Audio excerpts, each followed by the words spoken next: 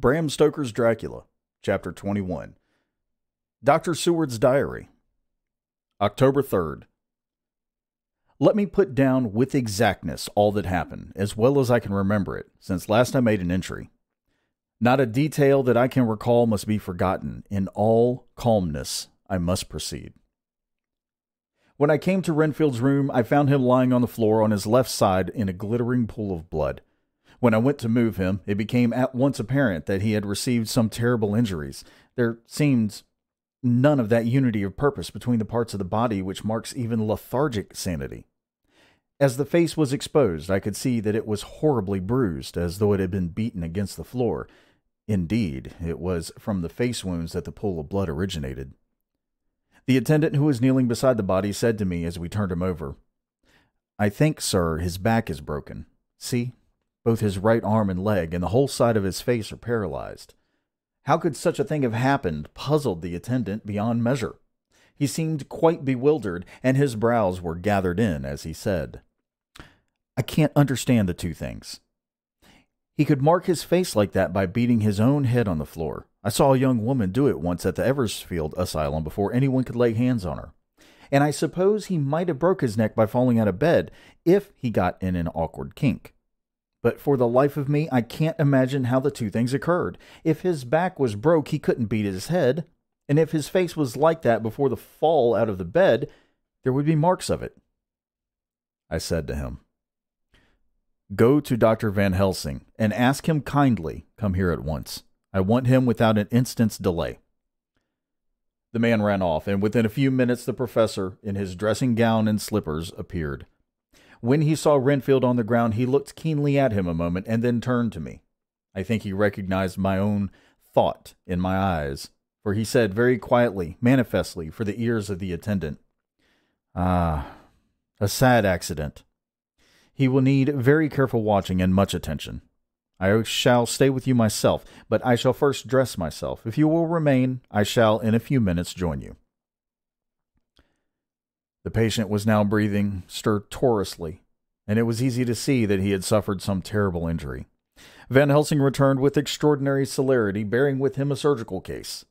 He had evidently been thinking and had his mind made up, for almost before he looked at the patient, he whispered to me, "Send the attendant away. We must be alone with him when he becomes conscious, after the operation." So I said, "I think that will do now, Simmons.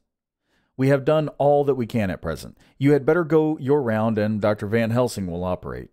Let me know instantly if there be anything unusual anywhere."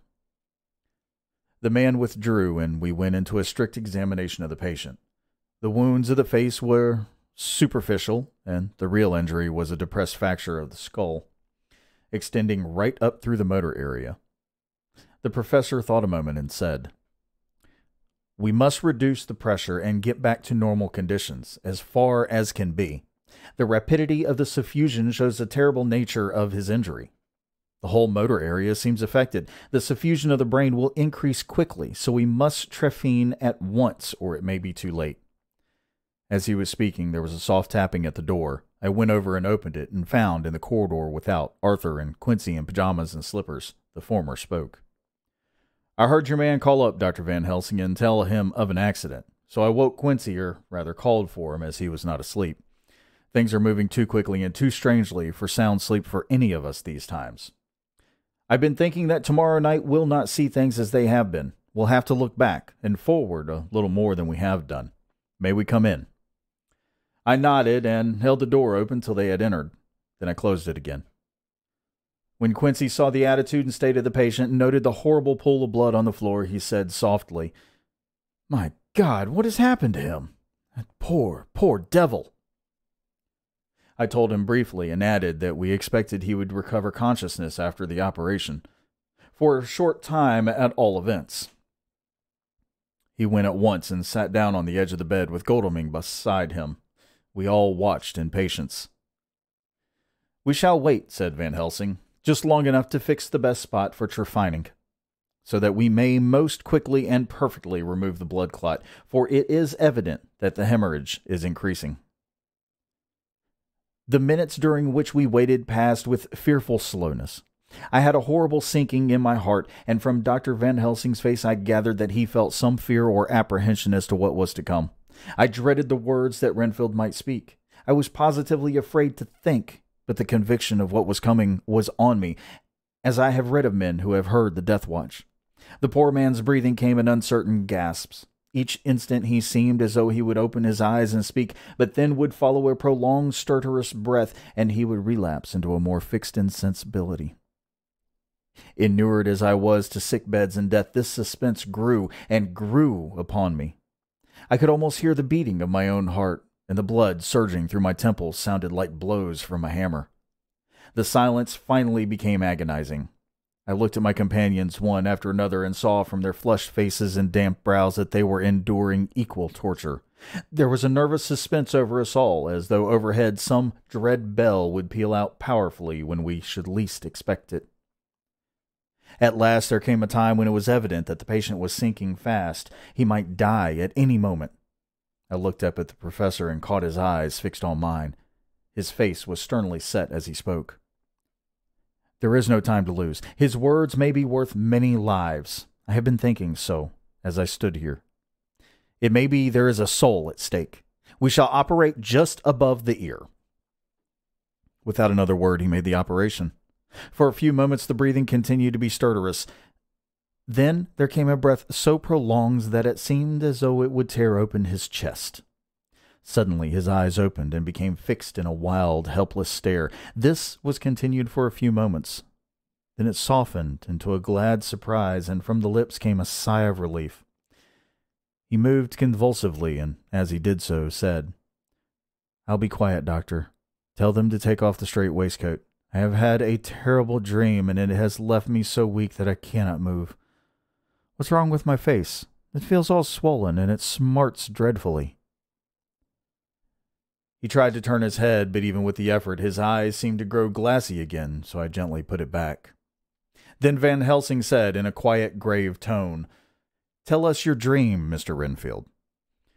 As he heard the voice, his face brightened through its mutilation, and he said, "That is Dr. Van Helsing. How good it is of you to be here. Give me some water. My lips are dry. And I shall try to tell you. I dreamed." He stopped and seemed fainting. I called quietly to Quincy. "The brandy. It is in my study. Quick." He flew and returned with a glass, the decanter of brandy, and a carafe of water. We moistened the parched lips, and the patient quickly revived. It seemed, however, that his poor injured brain had been working in the interval, for when he was conscious, he looked at me piercingly with an agonized confusion which I shall never forget, and said, "I must not deceive myself. It was no dream, but all a grim reality." Then his eyes roved around the room as they caught sight of the two figures sitting patiently on the edge of the bed. He went on, "If I were not sure already, I would know from them." For an instant his eyes closed, not with pain or sleep, but voluntarily, as though he were bringing all his faculties to bear. When he opened them, he said hurriedly, and with more energy than he had yet displayed, "Quick, doctor, quick, I am dying. I feel that I have but a few minutes and then I must go back to death. Or worse. Wet my lips with brandy again. I have something that I must say before I die, or before my poor crushed brain dies anyhow. Thank you. It was that night after you left me when I implored you to let me go away. I couldn't speak then, for I felt my tongue was tied, but I was as sane then, except in that way, as I am now. I was in an agony of despair for a long time after you left me. It seemed hours. Then there came a sudden peace to me. My brain seemed to become cool again, and I realized where I was. I heard the dogs bark behind our house, but not where he was." As he spoke, Van Helsing's eyes never blinked, but his hand came out and met mine and gripped it hard. He did not, however, betray himself. He nodded slightly and said, "Go on," in a low voice. Renfield proceeded. "He came up to the window in the mist, as I had seen him often before, but he was solid then, not a ghost, and his eyes were fierce like a man's when angry. He was laughing with his red mouth. The sharp white teeth glinted in the moonlight when he turned to look back over the belt of trees to where the dogs were barking. I wouldn't ask him to come in at first, though I knew he wanted to. just as he had wanted all along. Then he began promising me things, not in words, but by doing them. He was interrupted by a word from the professor. How? By making them happen. Just as he used to send in the flies when the sun was shining, great big fat ones with steel and sapphire on their wings, and big moths in the night with skull and crossbones on their backs. Van Helsing nodded to him as he whispered to me unconsciously. The Acherontia aedatropos of the Sphinges, what you call the death's head moth. The patient went on without stopping. Then he began to whisper, rats, rats, rats, hundreds, thousands, millions of them, and every one a life, and dogs to eat them, and cats too, all lives, all red blood with years of life in it, and not merely buzzing flies. I laughed at him, for I wanted to see what he could do. Then the dogs howled away beyond the dark trees in his house. He beckoned me to the window. I got up and looked out, and he raised his hands and seemed to call out without using any words. A dark mass spread over the grass, coming on like the shape of a flame of fire, and then he moved the mist to the right and left, and I could see that there were thousands of rats with their eyes blazing red, like his, only smaller. He held up his hand, and they all stopped, and I thought he seemed to be saying, all these lives will I give you, aye, and many more and greater, through countless ages, if you will fall down and worship me. And then a red cloud like the color of blood seemed to close over my eyes, and before I knew what I was doing, I found myself opening the sash and saying to him, Come in, Lord and Master. The rats were all gone, but he slid into the room through the sash that was only open an inch, just as the moon herself has often come in through the tiniest crack, and has stood before me in all her size and splendor. His voice was weaker, so I moistened his lips with the brandy again, and he continued, but it seemed as though his memory had gone on working in the interval, for his story was further advanced.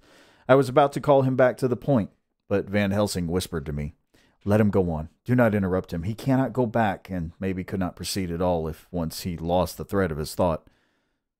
He proceeded. All day I waited to hear from him, but he did not send me anything, not even a blowfly. And when the moon got up, I was pretty angry with him. When he slid in through the window, though it was shut, and did not even knock, I got mad with him. He sneered at me, and his white face looked out of the mist with his red eyes gleaming, and he went on as though he owned the whole place, and I was no one. He didn't even smell the same as he went by me. I couldn't hold him, I thought, somehow. Mrs. Harker had come into the room. The two men sitting on the bed stood up and came over, standing behind him so that he could not see them, but where they could hear better. They were both silent, but the professor started and quivered. His face, however, grew grimmer and sterner still. Renfield went on without noticing. When Mrs. Harker came in to see me this afternoon, she wasn't the same. It was like tea after the teapot had been watered. Here we all moved, but no one said a word. He went on. I didn't know that she was here till she spoke, and she didn't look the same. I don't care for the pale people. I like them, with lots of blood in them, and hers had seemed to have run out. I didn't think of it at the time, but when she went away I began to think, and it made me mad to know that he had been taking the life out of her. I could feel that the rest quivered as I did, but we remained otherwise still. So when he came tonight, I was ready for him. I saw the mist stealing in, and I grabbed it tight. I had heard that madmen have unnatural strength, and as I knew I was a madman, at times anyhow, I resolved to use my power. Aye, and he felt it too, for he had come out of the mist to struggle with me. I held tight, and I thought I was going to win, for I didn't mean him to take any more of her life, till I saw his eyes. They burned into me, and my strength became like water. He slipped through it, and when I tried to cling to him, he raised me up and flung me down. There was a red cloud before me, and a noise like thunder, and the mist seemed to steal away under the floor. His voice was becoming fainter and his breath more stertorous. Van Helsing stood up instinctively. "We know the worst now," he said. "He is here, and we know his purpose. It may not be too late. Let us be armed, the same as we were the other night, but lose no time. There is not an instant to spare." There was no need to put our fear, nay, our conviction into words. We shared them in common. We all hurried and took from our rooms the same things that we had when we entered the Count's house. The professor had his ready, and as we met in the corridor, he pointed to them significantly, as he said, "They never leave me, and they shall not till this unhappy business is over. Be wise also, my friends. It is no common enemy that we deal with. Alas, alas, that dear Madam Mina should suffer." He stopped. His voice was breaking, and I do not know if rage or terror predominated in my own heart. Outside the Harkers' door, we paused. Art and Quincy held back, and the latter said, "Should we disturb her?" "We must," said Van Helsing grimly. "If the door be locked, I shall break it in." "May it not frighten her terribly? It is unusual to break into a lady's room." Van Helsing said solemnly, "You are always right, but this is life and death. All chambers are alike to the doctor, and even were they not, they are all as one to me tonight. Friend John, when I turn the handle, if the door does not open, do you put your shoulder down and shove. And you too, my friends. Now!" He turned the handle as he spoke, but the door did not yield. We threw ourselves against it. With a crash, it burst open, and we almost fell headlong into the room. The professor did actually fall, and I saw across him as he gathered himself up from his hands and knees. What I saw appalled me. I felt my hair raise like bristles on the back of my neck, and my heart seemed to stand still. The moonlight was so bright that through the thick yellow blind the room was light enough to see.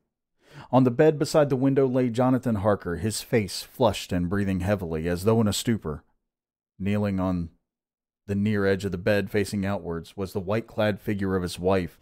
By her side stood a tall, thin man clad in black. His face was turned from us, but the instant we saw, we all recognized the Count, in every way, even to the scar on his forehead. With his left hand he held both Mrs. Harker's hands, keeping them away with her arms at full tension. His right hand gripped her by the back of the neck, forcing her face down on his bosom. Her white nightdress was smeared with blood, and a thin stream trickled down the man's bare breast, which was shown by his torn-open dress. The attitude of the two had a terrible resemblance to a child forcing a kitten's nose into a saucer of milk to compel it to drink. As we burst into the room, the Count turned his face, and the hellish look that I had heard described seemed to leap into it. His eyes flamed red with devilish passion. The great nostrils of the white aquiline nose opened wide and quivered at the edge, and the white sharp teeth behind the full lips of the blood-dripping mouth champed together like those of a wild beast. With a wrench which threw his victim back upon the bed as though hurled from a height, he turned and sprang at us. But by this time the professor had gained his feet and was holding towards him the envelope which contained the sacred wafer. The Count suddenly stopped, just as poor Lucy had done outside the tomb, and cowered back. Further and further back he cowered as we, lifting our crucifixes, advanced. The moonlight suddenly failed as a great black cloud sailed across the sky, and when the gaslight sprang up under Quincy's match, we saw nothing but a faint vapor. This, as we looked, trailed under the door, which, with the recoil from its bursting open, had swung back to its old position. Van Helsing, Art, and I moved forward to Mrs. Harker, who by this time had drawn her breath, and with it had given a scream so wild, so ear-piercing, so despairing that it seems to me now that it will ring in my ears till my dying day. For a few seconds she lay in her helpless attitude and disarray. Her face was ghastly, with a pallor which so accentuated by the blood which smeared her lips and cheeks and chin. From her throat trickled a thin stream of blood. Her eyes were mad with terror. Then she put before her face her poor crushed hands, which bore on their whiteness the red mark of the Count's terrible grip, and from behind them came a low, desolate wail which made the terrible scream seem only the quick expression of an endless grief.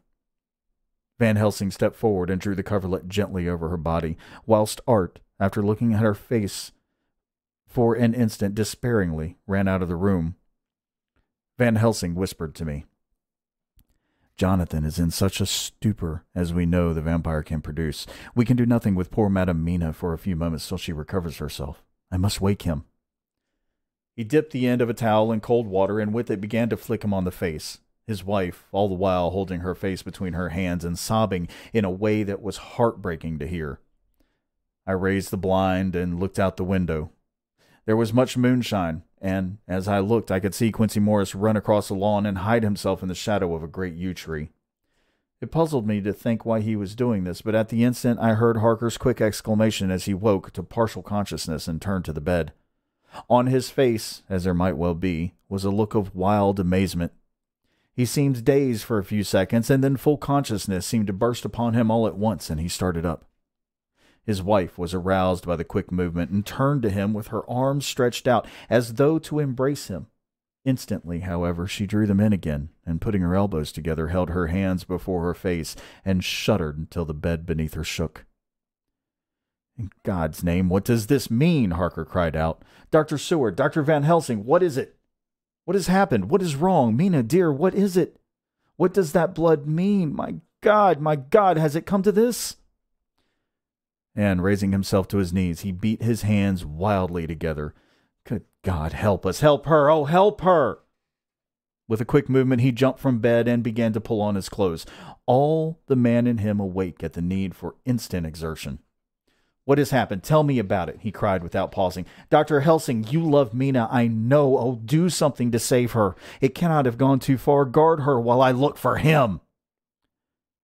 His wife, through her terror and horror and distress, saw some sure danger to him. Instantly forgetting her own grief, she seized hold of him and cried out, "No, no, Jonathan, you must not leave me. I have suffered enough tonight, God knows, without the dread of his harming you. You must stay with me, stay with these friends who will watch over you." Her expression became frantic as she spoke, and he, yielding to her, she pulled him down sitting on the bedside and clung to him fiercely. Van Helsing and I tried to calm them both. The professor held up his little golden crucifix and said with wonderful calmness, "Do not fear, my dear. We are here, and whilst this is close to you, no foul thing can approach. You are safe for tonight, and we must be calm and take counsel together." She shuddered and was silent, holding down her head on her husband's breast. When she raised it, his white nightrobe was stained with blood where her lips had touched, and where the thin open wound in her neck had sent forth drops. The instant she saw it, she drew back with a low wail and whispered, amidst choking sobs, "Unclean, unclean! I must touch him and kiss him no more. Oh, that it should be that it is I who am now his worst enemy, and whom he may have most cause to fear." To this he spoke resolutely. "Nonsense, Mina. It is a shame for me to hear such a word. I would not hear it of you, and I shall not hear it from you. May God judge me by my deserts and punish me with more bitter suffering than even this hour, if by any act or will of mine anything ever come between us." He put out his arms and folded her to his breast, and for a while she lay there sobbing. He looked at us over her bowed head with eyes that blinked damply above his quivering nostrils. His mouth was set as steel. After a while her sobs became less frequent and more faint, and then he said to me, speaking with a studied calmness which I felt tried his nervous power to the utmost, "And now, Dr. Seward, tell me about it. Too well I know the broad facts. Tell me all that has been." I told him exactly what had happened, and he listened with seeming impassiveness, but his nostrils twitched and his eyes blazed as I told him how the ruthless hands of the Count had held his wife in that terrible and horrid position, with her mouth to the open wound in his breast. It interested me, even at this moment, to see that, whilst the face of white set passion worked convulsively over the bowed head, the hands tenderly and lovingly stroked the ruffled hair. Just as I had finished, Quincy and Godalming knocked at the door. They entered in obedience to our summons. Van Helsing looked at me questioningly. I understood him to mean if we were to take advantage of their coming to divert, if possible, the thoughts of the unhappy husband and wife from each other and from themselves.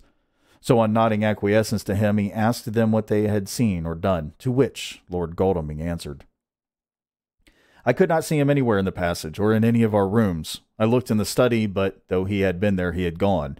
He had, however... He stopped suddenly, looking at the poor, drooping figure on the bed. Van Helsing said gravely, "Go on, friend Arthur. We want here no more concealments. Our hope now is in knowing all. Tell freely." So Art went on. He had been there, and though it could only have been for a few seconds, he made rare hay of the place. All the manuscript had been burned, and the blue flames were flickering amongst the white ashes. The cylinders of your phonograph, too, were thrown on the fire, and the wax had helped the flames. Here I interrupted. "Thank God, the other copy in the safe." His face lit for a moment, but fell again as he went on. I ran downstairs then, but could see no sign of him. I looked in Renfield's room, but there was no trace there except... Again he paused. "Go on," said Harker hoarsely. So he bowed his head and moistening his lip with his tongue and added, "Except that the poor fellow is dead." Mrs. Harker raised her head, looking from one to the other of us. She said solemnly, "God's will be done." I could not but feel that Art was keeping back something, but as I took it that it was with a purpose, I said nothing. Van Helsing turned to Morris and asked, "And you, friend Quincy? Have you any to tell?" "A little," he answered. "It may be much eventually, but at present I can't say. I thought it well to know, if possible, where the Count would go when he left the house. I did not see him, but I saw a bat rise from Renfield's window and flap westward. I expected to see him in some shape go back to Carfax, but he evidently sought some other lair. He will not go back tonight, for the sky is reddening in the east, and the dawn is close. We must work tomorrow." He said the latter words through his shut teeth. For a space of perhaps a couple of minutes there was silence, and I could fancy that I could hear the sound of our hearts beating. Then Van Helsing said, placing his hands very tenderly on Mrs. Harker's head, "And now, Madam Mina, poor, dear, dear Madam Mina, tell us exactly what happened. God knows that I do not want you to be pained, but it is need that we know all. For now more than ever has all work to be done quick and sharp and in deadly earnest. The day is close to us that must end all, if it may be so, and now is the chance that we may live and learn." The poor dear lady shivered, and I can see the tension of her nerves as she clasped her husband closer to her and bent her head lower and lower still on his breast. Then she raised her head proudly and held out one hand to Van Helsing, who took it in his, and after stooping and kissing it reverently, held it fast. The other hand was locked in that of her dear husband, who held his other arm thrown around her protectingly. After a pause in which she was evidently ordering her thoughts, she began, "I took the sleeping draught which you had so kindly given me, but for a long time it did not act. I seemed to become more wakeful, and myriads of horrible fancies began to crowd in upon my mind, all of them connected with death and vampires, with blood and pain and trouble." Her husband involuntarily groaned as she turned to him and said lovingly, "Do not fret, dear. You must be brave and strong and help me through the horrible task. If you only knew what an effort it is for me to tell of this fearful thing at all, you would understand how much I need your help." Well, I saw I must try to help the medicine to its work with my will, if it was to do me any good, so I resolutely set myself to sleep. Sure enough, sleep must have soon come to me, for I remember no more. Jonathan coming in had not waked me, for he lay by my side when next I remember. But there was in the room the same thin white mist that I had before noticed. But I forgot now if you knew of this. You will find it in my diary, which I shall show you later. I felt the same vague terror which had come to me before, and the same sense of some presence, and I turned to wake Jonathan, but I found that he slept so soundly that it seemed as if it was he who had taken the sleeping draught, not I. I tried, but I could not wake him. This caused me great fear, and I looked around terrified, but then indeed my heart sank within me. Beside the bed, as if he had stepped out of the mist, or rather as if the mist had turned into this figure, for it had entirely disappeared, stood a tall, thin man, all in black. I knew him at once from the description of the others. The waxen face, the high aquiline nose, on which the light fell in a thin white line, the parted red lips with the sharp white teeth showing in between, and the red eyes that I had seemed to see in the sunset on the windows of St. Mary's Church at Whitby. I knew, too, the red scar on his forehead where Jonathan had struck him. For an instant my heart stood still, and I would have screamed out, only that I was paralyzed. In the pause he spoke in a sort of keen, cutting whisper, pointing as he spoke to Jonathan. Silence. If you make a sound, I shall take him and dash his brains out before your very eyes. I was appalled and was too bewildered to do or say anything. With a mocking smile, he placed one hand upon my shoulder and, holding me tight, bared my throat with the other, saying as he did so, "First, a little refreshment to reward my exertions. You may as well be quiet. It is not the first time or the second that your veins have appeased my thirst." I was bewildered, and strangely enough, I did not want to hinder him. I suppose it is part of the horrible curse that such is when his touch is on his victim. And, my God, pity me. He placed his reeking lips upon my throat. Her husband groaned again. She clasped his hand harder and looked at him pityingly, as if he were the injured one, and went on. I felt my strength fading away, and I was in a half swoon. How long this horrible thing lasted, I know not, but it seemed that a long time must have passed before he took his foul, awful, sneering mouth away. I saw it drip with the fresh blood. The remembrance seemed for a while to overpower her, and she drooped, and would have sunk down but for her husband's sustaining arm. With a great effort she recovered herself and went on. Then he spoke to me mockingly. "And so you, like the others, would play your brains against mine. You would help these men to hunt me and frustrate me in my designs. You know now, and they know in part already, and will know in full before long, what it is to cross my path. They should have kept their energies for use closer to home. Whilst they played wits against me, who commanded nations and intrigued them and fought for them hundreds of years before they were born. I was countermining them. And you, their best beloved one, are now to me flesh of my flesh, blood of my blood, kin of my kin, my bountiful winepress for a while, and shall be later on my companion and my helper. You shall be avenged in turn, for not one of them shall minister to your needs, but as yet you are to be punished for what you have done. You have aided in thwarting me. Now you shall come to my call. When my brain says, 'Come,' to you, you shall cross land and sea to do my bidding, and to that end this." With that he pulled open his shirt, and with his long, sharp nails opened a vein in his breast. When the blood began to spurt out the wound, he took my hands in one of his, holding them tight, and with the other seized my neck and pressed my mouth to the wound, so that I must either suffocate or swallow some of the... Oh, my God, what have I done? What have I done to deserve such a fate? I, who have tried to walk in meekness and righteousness all my days. God, pity me. Look down on a poor soul in worse than mortal peril, and in mercy pity those to whom she is dear. Then she began to rub her lips as though to cleanse them from pollution. As she was telling her terrible story, the eastern sky began to quicken, and everything became more and more clear. Harker was still quiet, but over his face, as the awful narrative went on, came a gray look which deepened and deepened in the morning light, till when the first red streak of the coming dawn shot up, the flesh stood darkly out against the whitening hair. We have arranged that one of us is to stay within call of the unhappy pair till we can meet together and arrange about taking action. Of this I am sure. The sun rises today on no more miserable house in all the great round of its daily course. So that was actually an interesting chapter, in that it wasn't broken up. It was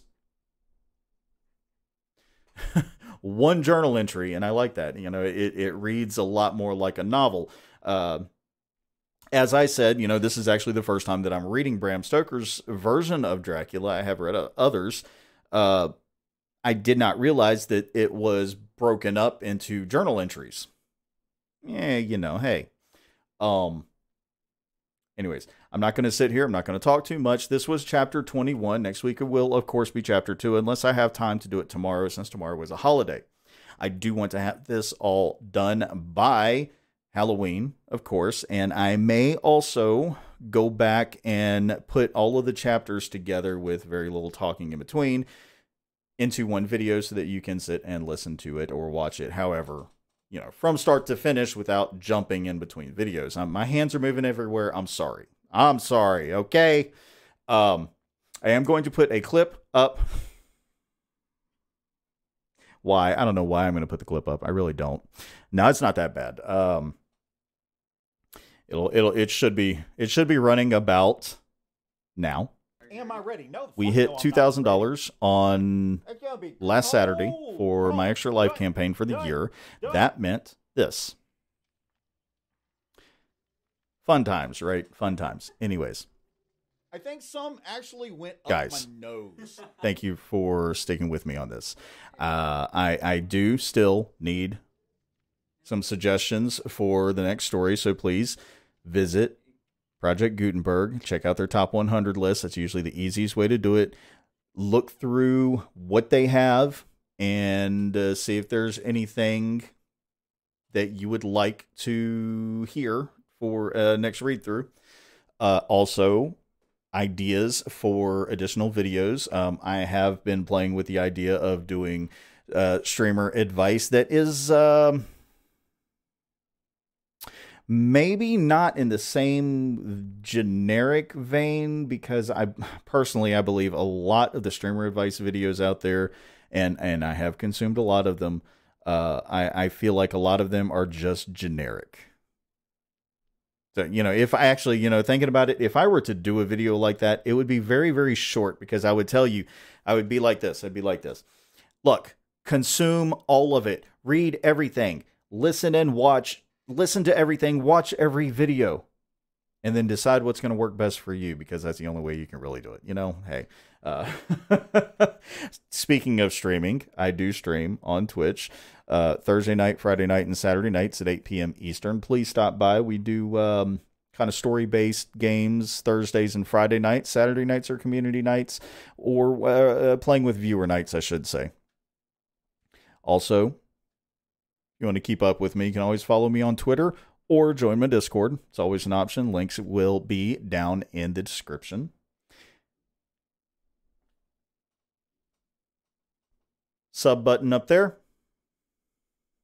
Playlist right there. I want you guys to have the absolute best Labor Day weekend you can possibly have. Thank you so much for hanging out. Thank you for listening, and I'll catch you next week.